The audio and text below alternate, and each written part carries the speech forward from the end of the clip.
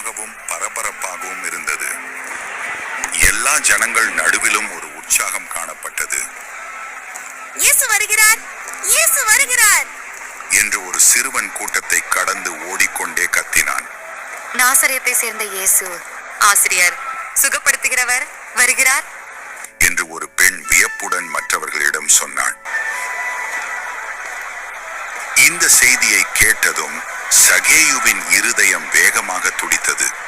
அவரை பற்றி அவன் ஏற்கனவே கேள்விப்பட்டிருந்தான். குருடர்களின் கண்களை திறந்தவர், நடக்க முடியாதவர்களை நடக்க வைத்தவர், தேவனுடைய அன்பை அறிவித்து பாவிகளுடன் அமர்ந்து உணவு உண்டவர் என்பதை அவன் கேள்விப்பட்டிருந்தான். இது உண்மையா? என்னை போன்றவர்களை நேசிக்கும் ஒருவர் உண்மையிலேயே இருக்கிறாரா?